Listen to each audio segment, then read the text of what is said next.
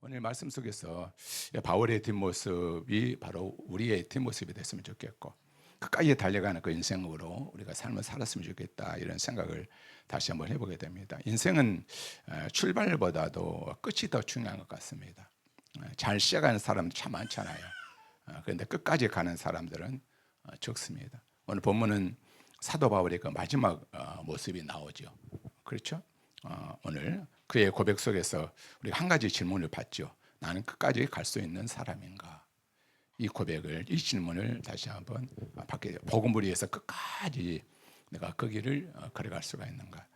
오늘 우리가 읽은 본문에는 사도 바울이 그 에베소 교회를 떠나면서 이제 에베소 교회 장로들과 작별 인사하는 모습이 등장을 하죠. 근데 이 이별의 모습이 너무나도 아름다워요.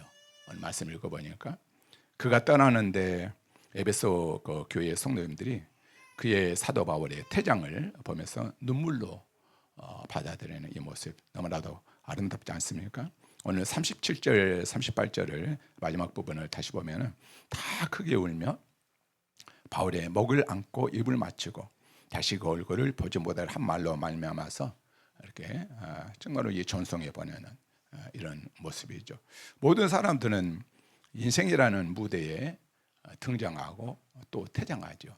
모든 사람은 먼저 등장하고 퇴장합니다. 교회라는 문제도 마찬가지인 것 같습니다. 저와 여러분들 어느 순간에 이 교회에 등장을 했습니다. 우리 모두는, 모든 사람의 등장은 다 환영받고요, 또 떠들썩하게 등장을 하죠. 근데 중요한 것은 등장보다도 퇴장인 것 같아요. 사도 바울의 오늘 뒷모습, 이 퇴장이 우리에게 좀 도전이 됐으면 좋겠다. 이 말씀을 묵상하면서 늘 이 생각을 해봤습니다. 먼 훗날 이제 여러분이 언젠가는 이 교회를 떠날 수밖에 없잖아요. 그렇죠? 하나님께서 우리를 부르셔서 우리 생명을 거두어 가시면은 우리는 이제 교회를 떠날 수밖에 없는 것이고, 우리의 그래서 뒷모습이 좀 아름다웠으면 참 좋겠구나, 떠났을 때, 이런 생각입니다. 또 피치 못할 사정으로 혹은 뭐 다른 곳으로, 이제 다른 지역으로 우리가 뭐 이사를 가게 됐다는가, 먼 곳으로, 그러면 이제 우리 교회까지 또 안 오셔도 되겠죠. 다른 이제 지방으로 이사를 하게 됐을 경우에 어쩔 수 없이 이제 교회를 떠나실 때 우리의 그 뒷모습이 좀 오늘 사도 바울처럼 이랬으면 좋겠다, 이런 생각을 해보게 됩니다. 사실 본문은 이제 설교할 게 너무나 많거든요. 바울의, 사도 바울의 교회론도 배울 수가 있고요, 피로 사신 교회라고 이렇게 말씀했죠. 얼마나 귀한 표현이지 않습니까? 이 교회는 피로 바로 사신 교회고, 또 양떼라는 표현을 보면은 교회를 그 무너뜨리는 세력이 많다는 표현들도 또 나오잖아요.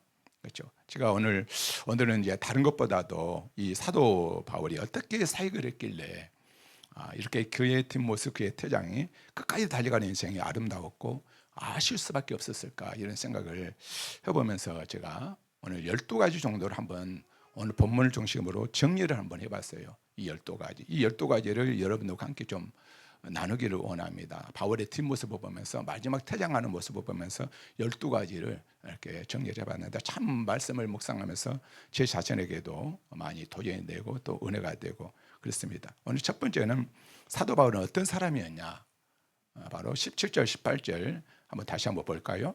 17절 18절 한번 읽겠습니다.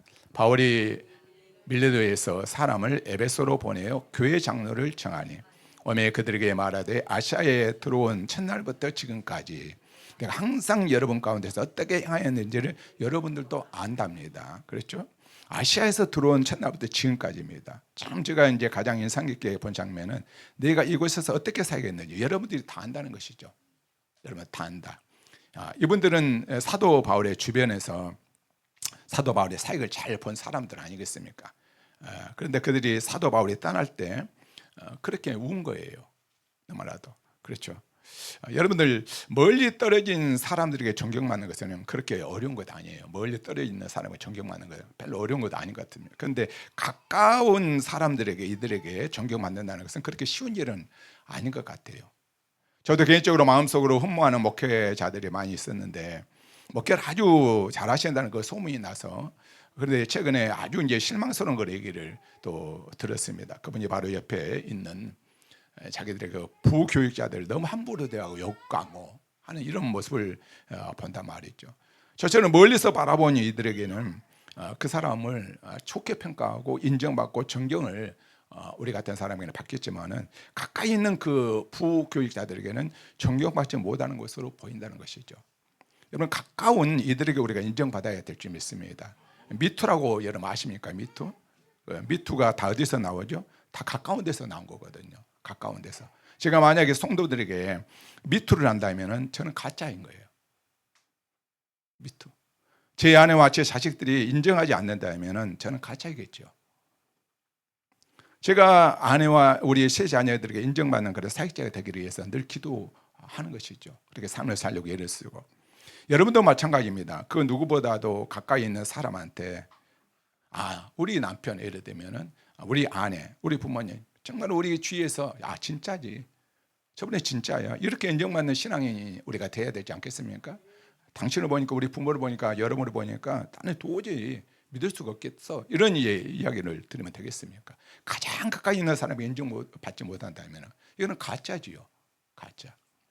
두 번째 오늘 보니까 사도 바울은 한결같은 사역자였던 것 같아요. 한결같은. 18절 다시 한번 볼까요? 오매 그들에게 말하되 아시아에서 들어온 첫날부터 지금까지. 참 이 표현이 참 나에게 와닿더라고요. 아시아에서 들어온 날부터 지금까지 이 표현을 합니다. 에베소에 들어와 사역을 시작한 날부터 떠난 지금까지 한결같아요. 한결같이 그 기간이 31절 따르면 자그마치 3년이라고 표현하죠. 내가 3년이나 밤낮 쉬지 않고 눈물로 각 사람을 훈계하던 것을 기억하라 이렇게 말해요. 여러분 3년 동안 그런 변함없는 사역을 했습니다. 변함없이 한결같이. 제가 이제 목회를 한 20년 넘게 이제 하면서 제가 여러 사역자들을 보게 되고 또 여러 성도님들 만나게 됩니다. 누구나가 처음에 우리 교회 와서는 열심을 이제 보이잖아요. 사역에도 열의를 보이고. 근데 몇 달이 지나지 않아서 보면은 지치는 모습을 보시는 분들도 계시고요. 또 알아주지 않는다고 서운해하시는 분들도 계시고. 그리고 처음에 이제 왔을 때하고는 완전히 다른 모습으로 교회를 떠나는 이들도 저는 수없이 많이 봤습니다. 여러분들이 이 교회에 처음 왔을 때 그 모습 그대로 변함없이 주님을 섬기다가 하나님께서 떠나라고 하실 때 떠나기를 주의 이름으로 축원드립니다. 한결같은 신앙인이 좀 됐으면 좋겠다. 내 마음대로 하는 것이 아니라 내가 기분 느끼면은 남고 기분 나쁘면 떠나버리는 그런 신앙이 아니라 한결같은 그 신앙이죠. 세 번째는 오늘 보니까 19절 보니까 그는 겸손과 눈물로 시험을 참고 주를 섬긴 사람이었다고 말씀을 하죠. 가장 여기서 중요한 개념이 바로 주를 섬겼다 이렇게 말을 하죠. 마지막 부분에 주를 섬긴 것과 에베소 교회를 섬기는 것은 결국 무엇을 섬기는 것과 마찬가지입니까? 그 주님을 섬기는 것이다 이렇게 말을 하고 있습니다. 여러분들 교회가 왜 중요한지 아십니까? 교회를 섬기는 것이 곧 주님을 섬기는 것이기 때문에 그렇습니다. 우리가 주님의 몸된 교회를 섬기고 있으면 여러분들 아시기 바랍니다. 어떤 마음으로 그러면 우리가 섬겨야 됩니까? 오늘 세 가지를 본문에서 말씀하죠. 바로 모든 겸손과, 그렇죠? 모든 겸손과. 겸손하지 않는 마음으로 주님의 몸된 교회를 섬기는 것은 소용이 없어요. 불만이 쌓입니다. 모든 겸손입니다. 그렇죠? 모든 것. 겸손의 반대말은 교만인데요. 교만 한마디로 말하면 이것 아닐까요? 내가 누군데? 큰 소리 치면서 목소리 톤을 높이면서 내가 누군데? 겸손은 한마디로 말을 하면은 뭐라고 내가 누군데? 그러니까 같이 내가 누군데 두 개가 똑같은 그런 표현입니다. 근데 내가 누군데 하면서 안 알아줘 이렇게 큰 소리 치면서 하는 이거는 교만이겠지요. 근데 내가 누군데 나 같은 사람이 무엇이가 안 돼? 이렇게 이제 겸손 아니겠습니까? 우리가 이 마음으로 우리가 겸손한 마음으로 바로 주님을 섬겼으면 좋겠습니다. 특별히 모든 겸손의 영어로는 바로 with great humility라고 이렇게 나옵니다. 큰 겸손으로 섬겼대요. great humility. 큰 겸손. 우리에게는 겸손의 크기가 너무 작은 게 문제 아니겠습니까? 그렇죠. 또 하나는 중요한 게 겸손은 다름 아니라 이제 예수님의 성품이죠. 겸손은요. 나는 마음이 온유하고 겸손하니 이렇게 말씀을 했죠. 사람은 자기가 경배하는 대상, 숭배하는 대상을 담게 되어 있습니다. 그렇죠. 사도 바울이 그렇게 예수님을 섬기다 보니까 사도 바울이 바로 겸손한 예수님의 성품을 본받게 되는 것 아니겠습니까? 우리가 이 찬양 많이 있지 않습니까? 우리가 이 세상을 살아가는 동안에 나의 힘에 의지할 수 없으니 기도하고 낙심하지 말 것은 주께서 참 소망 되시면 하면서 하나님의 꿈이 나의 뭐예요? 비전이 되고 예수님의 성품이 나의 인격이 되기를 원합니다. 이 찬양 많이 들리죠? 이 찬양 정말로 우리 예수님의 성품이 나의 인격이 되시기를 바랍니다. 그렇죠. 그리고 사도 바울은 눈물로 생겼다고 말씀하잖아요. 오늘 31절 다시 한번 볼까요? 그러므로 여러분이 읽게요, 내가 3년이나 밤낮 쉬지 않고 눈물로. 참 바울의 사역에는 항상 눈물이 있었더라고요. 눈물로. 사람 때문에 눈물을 흘리고, 교회 때문에 눈물을 흘리고, 영혼 때문에 눈물을 흘리고. 진짜 신앙은 눈물이 있는 신앙이 바로 진짜 신앙 같더라고요. 여러분, 언제 눈물이 여러분 난지 아십니까? 사랑하면 눈물이 나더라고. 사랑하면. 예수님의 마음을 품으면 눈물이 납니다. 궁일한 마음, 불쌍한 마음이죠. 나는 무엇 때문에 울고 있습니까? 세상 때문입니까? 아니면 영혼 때문입니까? 내 인생이 너무나도 한탄 써서 울고 있습니까? 아니면 영혼 때문에 여러분 울고 있습니까? 여러분, 눈가에 우리가 촉촉한 눈물이 좀 있었으면 좋겠어요. 예수님 때문에, 영혼 때문에. 항상 영혼을 바라보면 주님의 마음을 품게 되고, 그때마다 촉촉하게 우리의 눈겨울에 이렇게 촉촉한 눈물이 좀 있었으면 좋겠습니다. 또 하나 제가 이제 감동과 은혜가 됐던 그 말씀이 뭐냐 했으면, 그가 그렇게 3년이나 눈물을 생겼더니 그가 떠날 때 오늘 성경 보니까 성도들이 눈물로 그를 보냅니다. 바로 씻는 대로 거두는 그 은혜 아니겠습니까? 교회를 위하여 그렇게 눈물을 흘렸는데 사도 바울이 떠나니까 사람들이 그렇게 눈물을 흘리는 거예요. 여러분, 내가 이 교회를 생겼다가 떠났는데 아무도 안 온다? 뭐 문제 있는 건 아니겠습니까? 그렇잖아요. 내가 이 교회를 떠날 때 교회를 위해서 흘리는 눈물만큼 다른 사람들이 울어주는 거예요. 목사도 울겠죠, 정말로. 그리고 또 사도 바울은 시험을 참으며 생겼다고 말합니다. 이게 너무나 중요한 것 같아요. 여러분, 신앙생활을 하다 보면 시험이 들어옵니까? 안 들어옵니까? 다 들어와요. 반드시 옵니다. 낙심할 일도 생기고, 저도 그렇습니다. 목회하면서도요, 시험이 뜰 때가 있어요. 낙심할 일도 생기고. 근데 여러분들 기억하시기 바랍니다. 그 시험을 참고 주님의 몸된 교회를 여러분들 생기시기 바랍니다. 시험 들었다고 금방 교회 절대로 떠나지 마세요. 히브리서 12장 1절에 이런 말씀이 있잖아요. 인내로서 우리 앞에 당한 경주를 하자고. 인내는 성령의 여러분 9가지 열매 중 하나잖아요. 인내는요. 로마서 5장 4절을 보니까 인내는 무엇을 만든다겠습니까? 연단을 만든다겠어요. 이 연단 영어는 캐릭터입니다. 캐릭터. Perseverance, character and character hope이죠. 인내는 연단은 소망을 이루는 줄 알미라. 그렇죠. 이 인내라는 것이 여러분들 엄청나게 중요해요. 우리가 이 야고보서에도 베드로 전 후서에도 보면 인내라는 단어가 많이 나거든요. 참으라 이런 말씀이죠. 여러분들, 우리가 인내 없이 어떻게 소망을 우리가 바라볼 수가 있겠습니까? 내 성제도 이 캐릭터라는 이 영어로 바로 이 인내가 참 중요합니다. 인내는 연단을 낳게 되죠. 이거는 반드시 필요해요, 여러분들. 과정이 반드시 필요합니다. 여러분들, 우리의 모든 잘못된 필터 과정을 거쳐야지 우리가 깨끗한 물을 먹을 수가 있잖아요. 하나님 항상 우리를 연단시켜요. 그래서 하나님은 바로 모세도 이렇게 사용하지 않고 광야라는 40년 동안 바로 필터 과정을 겪게 만듭니다. 연단시키는 거예요, 하나님은요. 시험을 참고 생길 때 예수님 성품이 우리에게 들어온 것 아니겠습니까? 그렇죠. 겸손과 눈물과 인내로 주님을 섬기기를 주의 이름으로 축원드립니다. 네 번째, 사도 바울은 어떻게 사역을 했냐 그러면은 사람의 숫자와 관계없이 회개와 믿음을 가르치는 사역을 했어요. 오늘 보니까 20절 한번 볼까요? 20절. 유익한 것은 무엇이든지 공중 앞에서나 각 집에서나 거리낌 없이 여러분에게 전하여 가르치고, 공중 앞에서도 전하고 각 집에서도 거리낌 없이 전했다. 사도 바울은 듣기 좋은 말만 하지 않고 필요한 말씀을 전했어요. 필요한 말씀. 바울은 사람의 마음보다도 하나님의 뜻을 더 중요하게 여겼던 것을 보게 되면 유익한 것을 하나도 숨기지 아니했다. 그렇게 말합니다. 사람을 보지 않고요, 하나님의 그 말씀을 뜻을 그대로 전합니다. 그 유익한 것이 뭡니까? 오늘 21절을 보니까 뭐라고 하죠? 유대인과 헬라인에게 하나님에 대한 바로 회개와 우리 주 예수 그리스도에 대한 믿음을 증언했다. 이 두 가지를 전했죠. 여러분들, 회개를 설교하지 않는 설교자는 가짜예요, 가짜. 제가 아침마다 요즘은 회개를 많이, 이 사회에서 자체가 우리에게 회개를 촉구하고 있기 때문에 그렇습니다.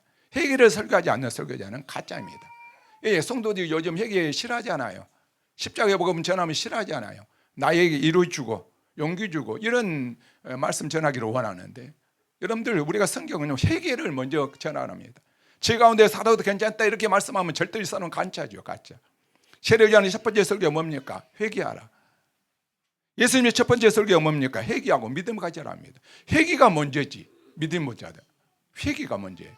회개할 때 하나님의 역사가 일어나게 되는 것이지 회개 없이 없지가 하나님의 은혜가 임할 수가 있겠습니까? 저는 이 강단에서 회개를 선포하기를 원합니다. 성경 한 번도 우리에게 개혁가가 되라고 말하지 않습니다. 개혁. 네가 잘못했으니까 이거 고쳐야 된다. 이거 개혁이잖아요. 세상을 고치자. 이게 개혁이에요. 그런데 성경은 우리에게 개혁하라고 말을 한 번도 하지 않아요. 성경은 회개하라고 말하지. 회개하라고. 자기를 돌아보고 자기를 뉘우치라고 말합니다. 항상 먼저예요. 우리는 회개하는 사람이지 남을 고쳐주는 사람이 아니에요. 우리 죄인이 어떻게 남을 고쳐줘요? 회개해야지. 우리 하나님의 고쳐시. 우리가 남의 잘못을 드러내는 그런 계획가가 아니라 자신의 죄를 하나님 앞에 낱낱이 울며 회개하는 사람이 되어야 될 줄 믿습니다. 이럴 때 역사가 일어납니다. 제가 여러 번 설교했지만 회개란 무엇이라겠습니까? 이게 한자로 뉘우치래 바로 고치기라고 했잖아요. 우리가 이제 설교를 듣다 보면 막 마음이 찔리고 울고 그래요. 내가 죽일 놈이지, 내가 왜 그런 잘못을 쳐. 이것은 회개한 거예요. 회개가 아니라 회만한 것입니다. 회개했다고 말씀하지 마세요. 오늘 회개했을 뿐입니다. 죄는 나중에 하는 겁니다. 뭡니까? 고치는 것이 회개입니다. 고치는 거예요. 뉘우치는 끝나지 않고 고치는 것이 회개입니다. 고칠게. 내가 죽일 놈은 이제 그 죄를 또 해놓고 또 이건 회개하는 것 아니고 안 울어도 돼요. 사실은 새로운 삶으로 회개하기를 주의 이름으로 축원드립니다. 우리가 새롭게 고쳐 나가는 것입니다. 오늘 또 사도 바울 회개만 이렇게 전한 것이 아니라 믿음을 이렇게 전했던 것을 보게 됩니다. 믿음의 대상 하나님을 우리 입술에서 우리가 늘 말을 해야 될 줄 믿습니다. 인간적인 신념이나 계산이 아니라 하나님에 대한 믿음을 우리가 전해야 돼요. 믿음. 제가 이 강단산에서 복음을 선포하기를 원하고 믿음을 선포하기를 원합니다. 여러분 자유주의 신학이 뭔지 아시죠? 강단에서 믿음이 아니라 의심을 선포하거든요. 자유주의 신학. 그런데 사도 바울은 믿음을 선포했다고요. 저도 믿음에 대해서 늘 설교하기를 원합니다. 또 하나는 바울이 귀한 것이 뭐냐, 이 유익한 것들을 믿음과 회개에 대한 메시지를 공중 앞에서나 사람들이 많이 모이는 곳에서나 아니면 각 집에서도 사람들이 많이 모이지 않는 곳에서도 똑같이 이렇게 사도 바울은 말씀을 전했습니다. 사람이 중요하지 않으니까 한 영혼이라도 있으면은 정말로 이 똑같이 바로 이 회개와 그리스도에 대한 믿음을 전했습니다. 이걸 저에게 한번 적용을 한번 해볼게요. 사람이 많이 모이는 주일 대예배나 사람이 상대적으로 적게 모이는 새벽 예배나 똑같이 잘 설교 준비를 해야 된다는 말씀입니다. 새벽에는 사람이 적게 나오니까 대강대강 설교를 준비하고 대예배 때는 성도들이 오니까 그냥 집중해서 설교 준비하고 이것이 아니라 사람이 적게 오든 한 명 오든 안 오든 간에 사람이 많다 오든 간에 똑같이 사도 바울은 바로 말씀을 전했다고 이렇게 말씀합니다. 여러분이 한번 적용 한번 해보시기 바랍니다. 사람이 많이 알아주는 곳이든 사람이 별로 없어서 알아주지 않는 곳이든 한결같이 우리가 주님을 좀 섬겼으면 좋겠어요. 한결같이. 다섯 번째, 성령에 매여 그는 떠났다고 말씀하죠. 너무 중요한데 22절 한번 볼까요? 보라 이제 나는 성령에 매여 예루살렘으로 가는데 거기서 무슨 일을 당하는지 알지 못하노라. 그렇죠. 자기를 섬기는 에베소 교회를 그가 어떻게 떠납니까? 성령께서 감동 주십니다. 그냥 안 떠나요. 성령께서 이끄셔서 떠났습니다. 사도 바울은요. 오늘 설교는 1차적으로 제가 저에게 주는 적용의 말씀을 하고 제가 말씀드리고 싶습니다. 목회자가 교회를 언제 떠나야 되냐면은 어떻게 떠나야 되겠습니까? 목회자가 교회를 떠날 때 성령께서 감동 주셔야 떠나야 되는 거예요. 성령께서.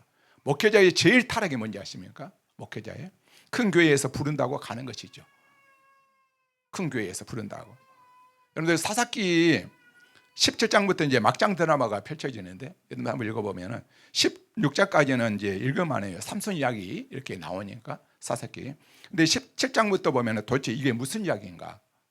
깜짝 놀라는 이야기들이 막 이제 사사기 바로 7장부터 등장하는데 17장에 보면은 미가라는 그 한 사람이 등장을 하게 되거든요. 어머니한테 은을 1,100을 훔쳐가지고 우상을 만들어가지고 이 한 돌아다니는 그 레인을 거기서 만나게 돼요.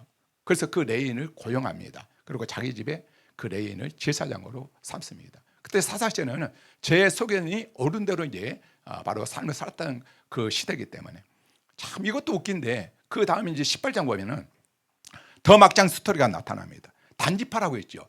단지파가 그 레인을 스카우트해요. 그 단지파가 바로 이 미가 집에 있는 스카우트인데 한번 읽어볼까요? 19절 20절 시작.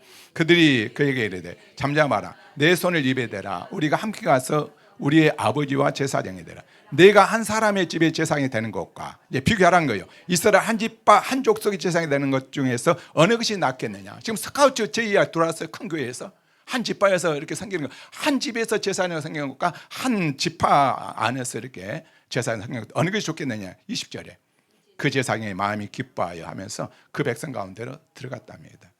한 집의 제사장이 되지 말고 우리 집파에 와서 큰 대제사장이 이렇게 되어달라니까 우리가 더 대우 좋게 해주겠다. 한마디로 그 말 듣고 미안한 마음도 없이 바로 한 집파로 사익길을 옮기는 이 부분입니다. 바로 이 부분이죠. 근데 이게 가장 굉장히 무서운 그 이야기입니다. 그래서 이 설교의 칼끝이 항상 저에게 이렇게 향하고 있는데, 자기가 담임하는 교회보다도 더 큰 사명으로 창빙이 오면은 기쁜 마음으로 즉각하는 것, 이것이 바로 타락이라는 것이죠. 섬기는 교회에 적은데 큰 교회에서 창빙이 오면은 이건 내려놓고 그냥 그쪽으로 그냥 가보는 것, 이것이 바로 목회자의 타락입니다. 성령이 이끄실 때 가야 된다는 것 아니겠습니까? 성령이 이끄실 때 자기 생각으로 가는 거예요.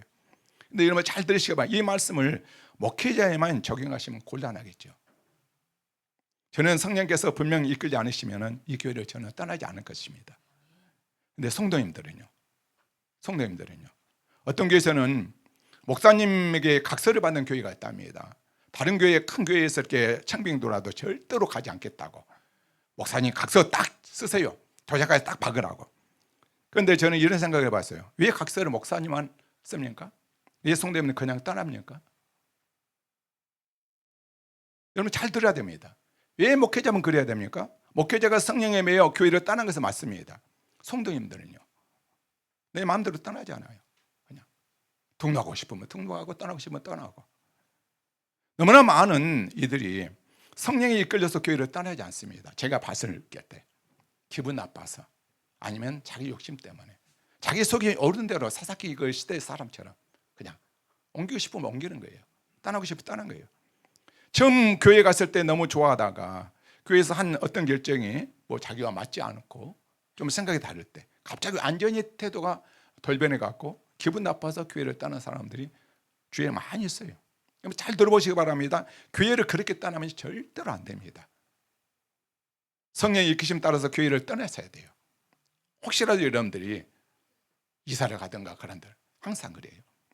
여섯 번째로 사도 바울은 사명을 최선을 다해서 감당했습니다. 끝까지 달려가는 인생에 사명을 놓지 않더라고요. 사명. 24절 한번 볼까요? 24절 시작. 내가 달려갈 길과 주 예수께 받은 사명. 바울의 인생 목표는 단 하나입니다. 사명을 안수하는 것입니다. 그래서 그는 고백합니다. 나의 생명을 조금도 귀한 것으로 여기지 않는다. 대단한 이야기 아닙니까, 여러분들? 그는 목숨 걸고 살겠다는 거예요. 목숨 걸고. 근데 이 사명, 소명이라 말 단어 안에 한자가 바로 목숨 명자가 들어있어요. 원래 목숨을 걸고 하는 것이 사명이에요. 목숨 걸고 하는 것이요. 이게 믿음입니다, 여러분들. 우리가 사명 뭐 찬양도 많이 부르고 하는데 너무나 이거 가볍게 여기는 거예요. 목숨 걸고 하는 것이 여러분들 믿음입니다, 믿음.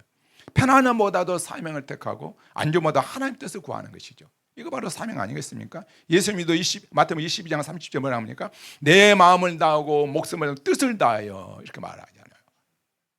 그렇죠? 뜻을 다하라고. 우리는 무엇을 붙들고 있습니까? 내 삶입니까? 아니면 하나님의 사명입니까? 우리 대부분 하나님 사명보다도 내 삶을 위해서 우리는 삶을 살아가고 있지 않습니까? 항상 이런 말씀을 이렇게 들을 때마다 나에게 한번 질문 한번 던져봐야 돼요. 우리 또 하나님의 일을 목숨 걸고 하기를 주의 이름으로 축원드립니다. 사도 바울은 목숨을 걸고 푯들을 향해서 달려갔어요. 푯들을 향해서. 푯들을 향해서 찬양 많이 듣잖아요. 그때 여러분들 푯들을 향해서 찬양 들 때마다 어떤 마음을 가지고 여러분들 이렇게 부릅니까? 목숨을 걸고 푯들을 향해서 주님만을 위해서 달려가는 그 인생. 그 앞에 많은 장애물이 있었죠, 사도 바울에게. 그런데 장애물 이야기를 하나도 안 해요, 사도 바울은요. 푯대만 보입니다, 푯대만요. 우리 인생을 살다 보면 장애물, 문제, 어려움 많이 있잖아요. 이것 원망불평하고 낙심하고 얼마나 그렇지 않습니까? 근데 사도 바울은요, 이 장애물 이야기 절대로 안 씁니다. 오직 푯대만 바라보고 있습니다. 장애물로 여기지 아니에요. 주님 보고 목숨을 걸고 살기 그랬습니다. 우리 모두가 이런 믿음을 가지고 우리가 정말로 신앙생활을 했으면 좋겠습니다. 특별히 그가 감당한 일이 파수꾼 역할이에요. 파수꾼 역할. 26절에 한번 봐보세요. 그러므로 오늘 여러분들에게 증언하오니 모든 사람의 피에 대하여 내가 깨끗하니. 이 말이 무슨 말씀이겠습니까? 그는 감히 말을 하기를 모든 사람의 피에 대해서 내가 깨끗하다. 이 말은 뭐였습니까? 사명을 다했다는 거예요. 복음을 온전히 전했다. 사람이 많이 있든 적게 있든 오직 예수 그리스도 복음만 전했다는 것입니다. 이게 무슨 말이겠습니까, 여러분들? 잘 의미를 해야 돼요. 우리가 에스겔서 3장 이야기를 알아야지만 이 말씀이 이해가 정확하게 되는 거죠. 그렇죠?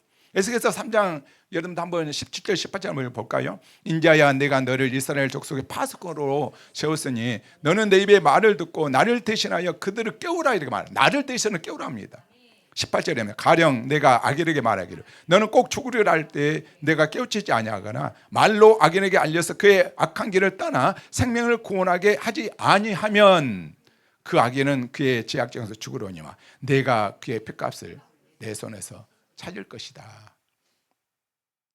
파수꾼이 망을 보는데 적군이 쳐들어온 것을 보고 있어요. 나팔을 부려야 되겠죠. 파수꾼은 적군이 쳐들어오니까. 적군이 쳐들어온다고. 그러면 책임이 없어요. 이 파수꾼은 책임이 없습니다. 분명히 자기 책임은 다 있기 때문에. 근데 조건이 쳐들어오는데 불지 않으면 책임은 그 사람에게 돌아간답니다. 우리가 이미 복음을 받았고 이 복음을 우리가 증거할 하나님이 그 사명을 우리에게 맡겨주셨는데 우리가 이 복음을 이렇게 받고도 이 말씀을 전하지 않으면 그 책임은 누구에게 있다고 말씀합니까? 우리 전도자들이 마찬가지예요. 파수꾼으로 부름받아서 살려면 나십니까? 우리 모두가 여러분들이 복음을 전하지 않아서 그 사람들이 구원을 받지 못한다면 그 책임이 그 핏값이 누구에게 돌아간다고요? 여러분들을 찾는다고 오늘 분명히 에스겔서 3장 말씀하고 있잖아요. 우리 모두는 파수꾼의 사명을 감당할 수 있기를 주님의 이름으로 부탁을 드립니다.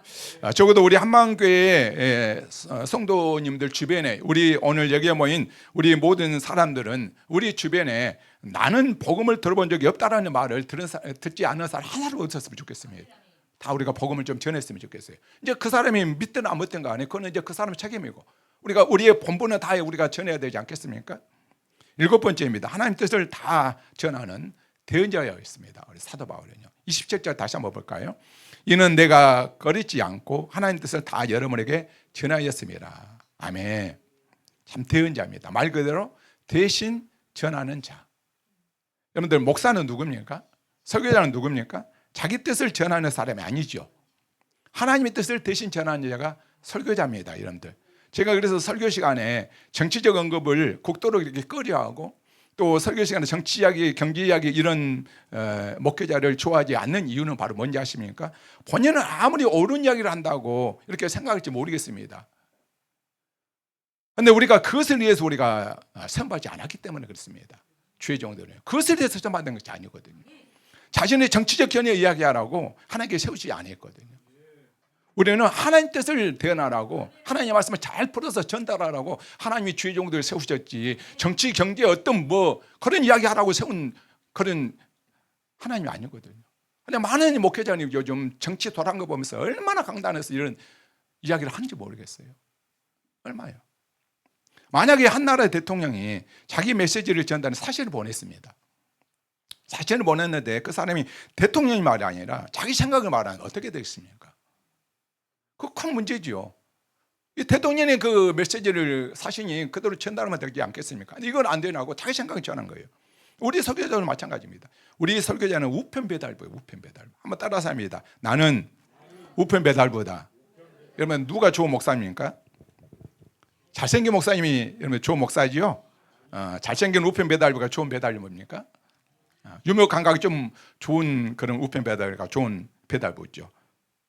배달을 잘 해줘야지만이 좋은 우편 배달부예요. 배달을 잘 해야 돼요. 하나님 말씀을 잘 풀이해서 잘 전달해 줘야 돼요. 이 사람이 좋은 배달부예요. 하나님 뜻을 잘 풀이해서 전달해 준 거예요. 제가 그래서 강의 설교를 하는 거예요. 제가 일부러 주제 설교를 않고 제목 설교를 않고 다 하나님 창세기부터 요한계시록까지. 여러분들 목사님이 잘생기면 좋겠죠.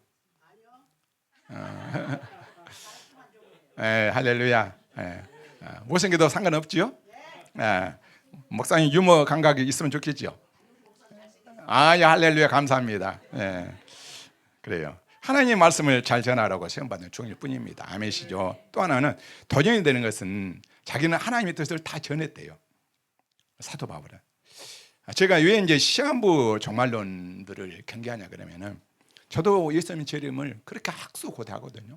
여러분, 우리 가운데 예수님의 다시 오신 재림을 여러분 기대하지 않는 분들이 누가 있겠습니까? 이거 우리의 유일한 소망입니다. 그런데 시한부 종말론을 경계하는 이유는 뭔지 아십니까? 딱 하나예요. 그분들은요, 요한계시록만 전해요. 또 다니엘만 전합니다. 이거 하나님 뜻이 아니거든요. 성경 66권을 전하라고 하나님이 주셨는데, 성경을 딱 어떤 책만 가지고 전해요. 하나님 뜻을 창세부터 요한계시록까지 전하는 것이 하나님 뜻 아니겠습니까? 그렇죠. 우리가 하나님 뜻 전해야죠. 여러분들, 예를 들면은 신약에 예수님이 어떻게 여러분 메시아고 그리스도고 우리가 기다리는 그 다시 오실 재림의 주입니까? 구약을 모르면요, 이 해석이 안 되는 거예요. 구약이 없다면 그 예수가 어떻게 메시아인지, 동년의 탄생을 어떻게 태어났는지 어떻게 설명할 수가 있습니까? 구약에 그 말씀이 다 기록되어, 이사야서 말씀 특별히. 그래서 제가 새벽에 이사야의 말씀을 이제 묵상하는데, 참 하나님은 이사야 선지자에게 기름을 많이 부으셨어요. 특히 메시아에 관한 그 이야기, 바로 이사야서 7장에 보니까 동년의 탄생에 대해서 이야기하고 있잖아요. 또 50년에 보니까 이 고난의 종에 대해서 말씀하고 있잖아요. 성령에 대해서 말씀하고 있잖아요. 이사야 11장에는 이런 부분들 다 이렇게 말씀을 예언하고 그대로 이루시는 하나님. 구약에 모르면 예수가 목수의 아들인데 어떻게 그가 바로 메시아고 그리스도고 우리가 믿을 수가 있냐 이 말이죠. 여러분가 창세부터 요한계시록까지 하나님 뜻이 무엇인가를 알아야 돼요. 창세기 3장 15절 바로 온 복음이 무엇인가 다 펼쳐주고 있잖아요. 계보를 통해서, 족보를 통해서 어떻게 그분이 이 땅에 오게 되는가, 이런 것들을 알아야 되는데, 이런 것들을 앙반하고 딱 자기가 좋아하는 요한계시록하고 다니엘만 전하는 거예요. 어떤 목사님은 또 자기는 십자가만 전하겠대. 물론 우리 기독교 핵심이죠, 십자가도. 그런데 우리는 창세기부터 요한계시록까지 전해야 됩니다. 십자가만 전한 것도 문제겠죠. 어떤 사람들 뭐 성령님만 전하고, 그것도 아닙니다. 하나님의 뜻을 다 전해야죠. 그래서 저는 그래서 여러분들 이 강의 설교를 저는 지금부터 거의 강의 설교를 20년 넘도록, 제가 이 성경을 거의 다 몇 번씩 한 것도 있고 거의 다 강의 설교했어요. 제가 교리, 옛날에 제가 신학을 막 했을 때 교리 설교를 많이 했거든요. 예, 교리를 많이 중요시 여기더라고. 근데 지금은 교리가 별 관심이 없더라고. 제가 그래서 요즘 들어서 교리 이야기 하던가요? 관심 없습니다. 옛날에 처음에 시작했을 때는 뭣도 모르고 그것이 옳다고 하는 교리가 중요하다. 교리가 물론 중요합니다. 제가 여러분 칼빈 교리를 전하던가요? 에슬리의 그 교리를 여러분들 전하던가요? 그 여러분 칼빈 교리 전하라고, 에슬리의 교리를 전하라고 최종을 이렇게 세우지 않았습니다. 하나님 말씀 전하라고 전했죠. 하나님 말씀 전하라고. 말씀을 듣는 성도들도 하실 일이 두 가지 있습니다. 여러분들이 하실 일, 첫 번째는 선포되는 말씀. 정말로 목회자가 자기 생각이 아니라 어디까지나 성경의 말씀에 근거해서 말씀을 전할 때 여러분들은 그 말씀을 하나님 말씀으로 받아야 됩니다. 말씀으로. 자, 우리가 이 말씀이 어디가 나오죠? 데살로니가전서 2장 13절 말씀 한번 펴봅시다. 한번 읽어볼까요? 시작. 이러므로 우리가 하나님께 끊임없이 감사함은 너희가 우리에게 들은 바 하나님의 말씀을 받을 때에 사람의 말로 받지 아니하고 하나님의 말씀을 받음이니. 아멘. 그렇죠. 하나님 말씀 받으면 그 말씀이 믿는 자 가운데 역사할 줄 믿습니다. 아멘. 이 말씀이 또한 너희 믿는 자 가운데 역사하느니라. 아멘이십니까? 하나님 말씀을 받을 때 역사하는 거예요. 역사. 여러분 선포된 말씀을 하나님 말씀으로 받으시기 바랍니다. 이 말씀이 여러분의 삶에 역사하신 거예요. 두 번째 여러분들이 알아야 할 것은 말씀을 듣을 때 그 말씀을 현실하고 결부시키면 안 돼요. 나의 현실하고 뭐하고 결부시켜야 됩니까? 말씀 믿음으로 결부시키세요. 믿음으로. 히브리서 4장 2절 한번 볼까요? 믿음으로 결부하지 아니했답니다. 시작. 그들과 같이 우리도 복음 전함을 받은 자이나 들은 바 그 말씀이 그들에게 유익하지 못한 건 뭡니까? 능력이 낫지 않은 것은 듣는 자가 믿음으로 받지 아니했다는 말씀이죠. 믿음으로 받지 않는 거예요, 여러분들. 놀라운 말씀 아니겠습니까? 아무리 하나님의 말씀이 선포돼도요, 목사님 요즘 현실이 어쩐데요, 이렇게 힘들고 어려운데 지금 이 시대가 어떤 세대인데 그러세요. 자꾸 말씀을 여러분들 현실과 결부시키면요, 이 말씀은 전혀 여러분들에게 유익이 없습니다. 나의 현실과 믿음으로. 말씀인데 가장 중요한 건 뭐냐면 지금 반응하는 거예요. 지금. 이사야서를 제가 강의하면서 이 이사야서가 이제 이사야 6장 보니까 주여 누구를 보내겠습니까? 내가 주님을 위해서 가겠다고 이사야 선지자가 이제 선언하죠. 근데 하나님이 참 충격적인 이야기예요. 어떤 말을 합니까? 가서 그들의 마음을 닫아버리래. 그런 눈을 닫아버리래. 듣지 못하도록. 이 말씀이 이해가 됩니까? 오늘 감동받고 내일 미루면 마음이 점점 굳어집니다. 제가 새벽에도 그 이야기를 했어요. 햇빛이 쨍쨍 뜨는데 촛불이 있습니다. 촛불은 햇살이 뗄 때는 녹아요. 그런데 여러분들 햇빛이 쨍쨍 될 때 지는 건 또 굳어집니다. 여러분 하나님의 말씀을 이렇게 전하는데 그 말씀이 스며들고 스펀지처럼 받아들고 반응하면은 놀라운 역사가 일어나게 되는데 툭 굳어지면 더 하나님이 강팍하게 만들어 본답니다. 이스라엘 선지자를 가만두라는 것이죠. 있는 그대로 냅둬라. 말씀을 주어도 선지자를 보내도 그들 말씀 안 받아요. 그러니까 그들이 눈이 가려지고 마음이 굳어져 그냥 하나님 내버려두라는 것입니다. 이거 무서운 여러분들 하나님의 심판 아니겠습니까? 말씀을 들어도 강팍해지고 말씀 들으면 아멘하고 반응하고 믿음으로 결별시켜야 되는데 그렇게 받지 않냐고 늘 튕겨대는 거예요. 내게 유익한 말씀만 받고 나에게 좀 부담되는 말씀은 다 튕겨버려요. 그러니까 은혜가 임하지 않은 것이죠. 오늘 우리가 감동받고도 내일 미루면 마음이 점점 더 여러분들 굳어집니다. 말씀을 주실 때 하나님의 말씀을 받고 아멘할 때 이 말씀이 나에게 바로 믿음으로 결별시킬 때 능력으로 나타나게 될 줄 믿습니다. 아멘. 자, 8번째는 정말 놀라운 사실인데 사도 바울은 보이지 않게 주님의 교회를 지킨 영적 방패였다고 말씀하죠. 자, 29절 3절 한번 볼까요?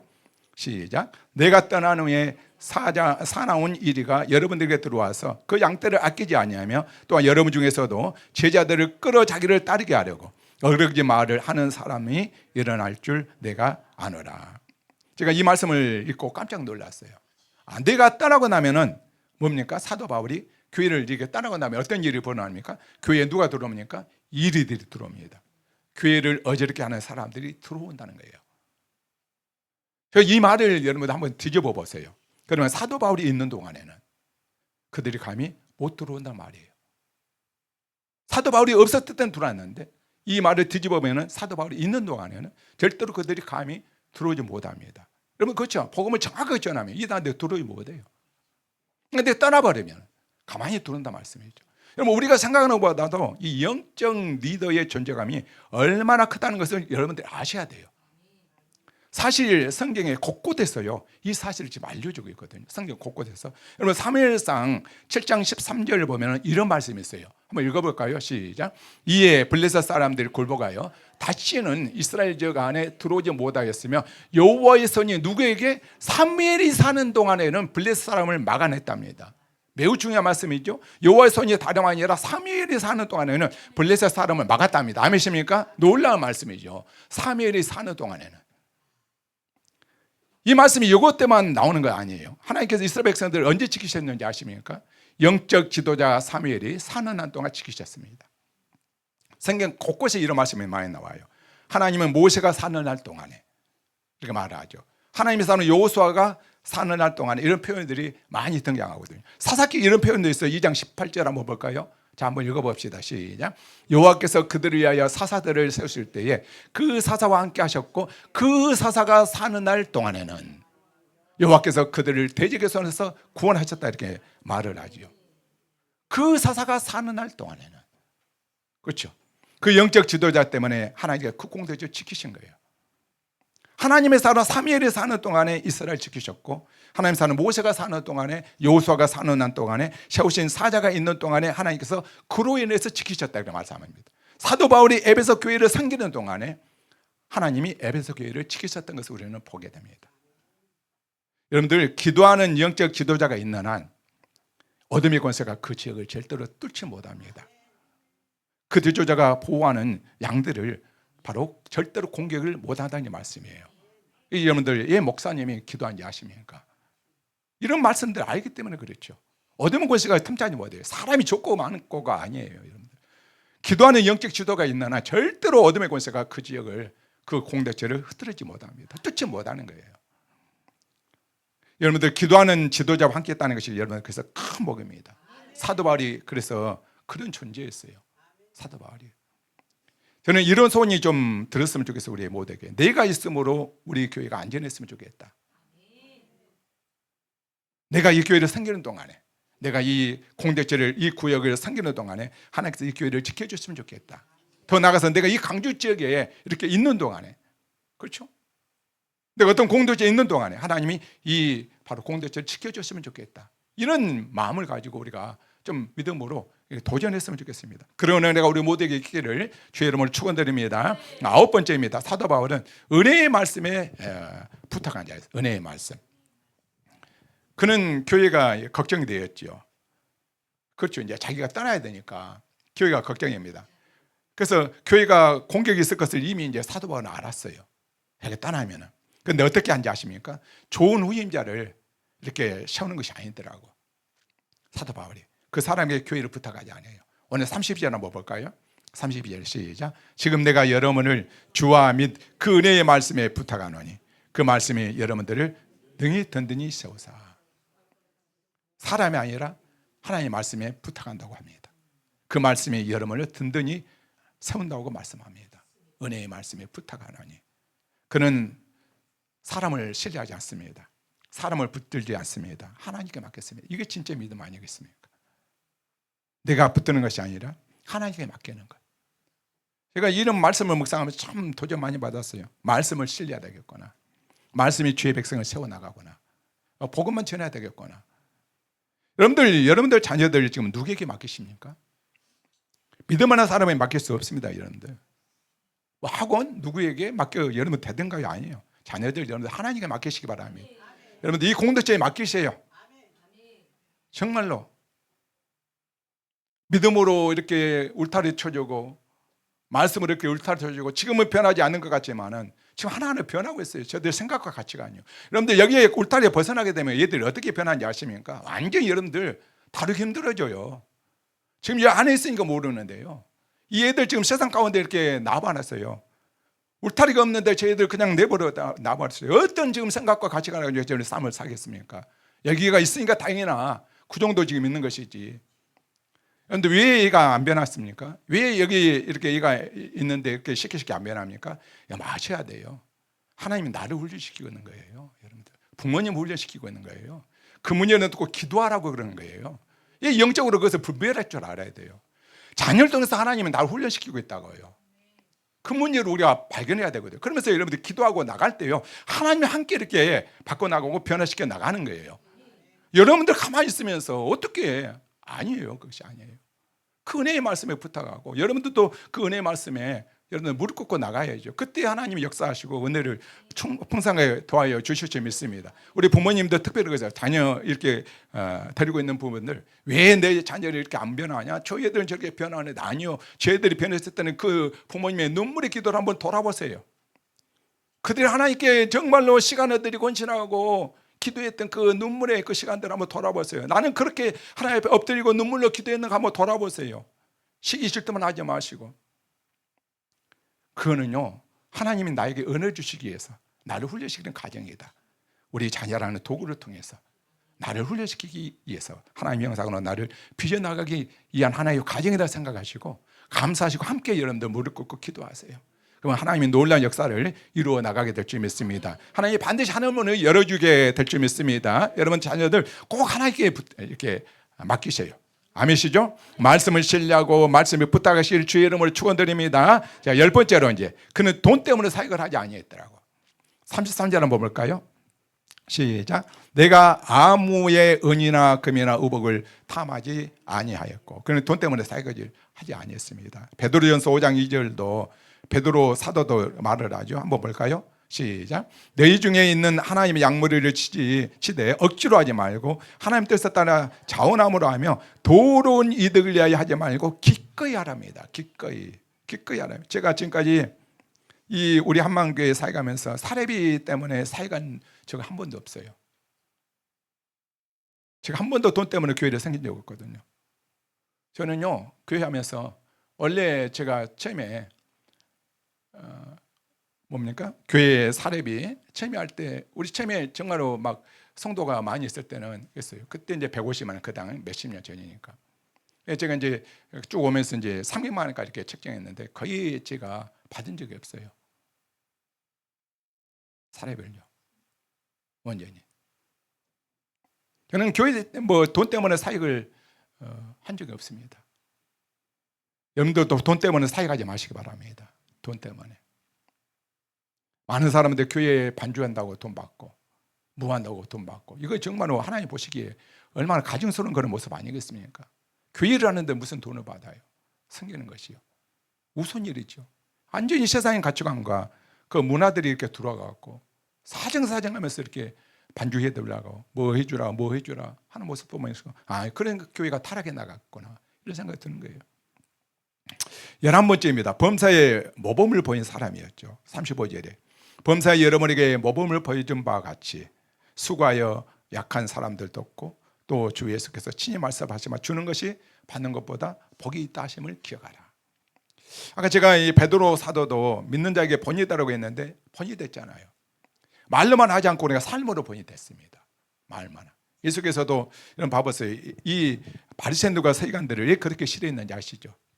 예수님이요, 말만 한다는 거예요. 말만. 그래서 그들을 보고 뭐라고 하죠? 예수님이 위선자라고 하죠. 한마디로 외식하는 자여 화있을진 줄 알았잖아요. 근데 이 말을 조금 더 이제 정확하게 표현하면은 히포크라테스요. 히포크라테스 무슨 말인지 아시죠? 배우라는 말이에요. 배우는 그냥 대사만 하면 되잖아요. 배우는 자기가 책임질 일은 아니에요. 대사만 하면 되죠. 말만 하면 되는 거예요. 배우는 그렇지 않아요. 근데 예수님 보시기에 바리새인과 서기관들이 배우들이었어요. 자기들이 삶을 책임이 안 지는 거예요. 말만 하는 거예요. 그냥 설교 역할을 맡아서 설교하고 그 말에 책임질 이유가 조금도 없는 거예요. 근데 사도 바울은 삶으로 모범을 보였습니다. 삶으로. 제가 이아폰에 대해 아침에도 이런 말씀해. 리더 자리는 특권의 자리 아니라 바로 책임의 자리다. 리더는 책임의 자리예요. 특권, 내가 뭐 권세 부리고 내가 울 줄 알고 아닌 거예요.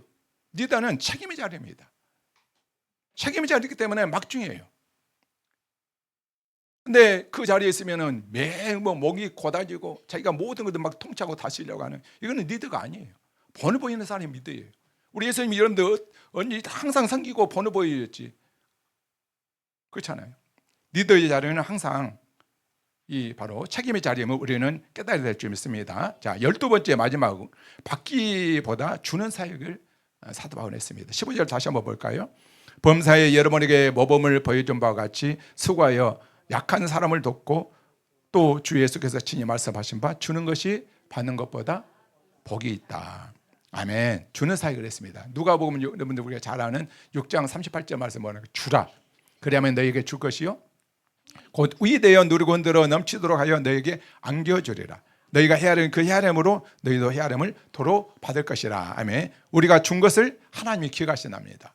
아미십니까? 우리가 마태복음 25장도 그러잖아요. 양과 염소의 그 심판대에서 작은 이들에게 섬겨준 것을 예수님이 기억하셨다고 말씀하잖아요. 언제 그랬습니까? 언제 우리가 그랬습니까? 아니, 바로 작은 자에게 섬긴 것이 바로 나에게 한 것이다고 우리 예수님이 그것을 기억하고 있잖아요. 우리 한방교회가 주는 교회가 되기를 바랍니다. 가난한 자를 돕는 것을 바로 여호와께 꾸이는, 바로 꾸어주는 것이라고 이렇게 말씀하고 있잖아요. 그렇죠?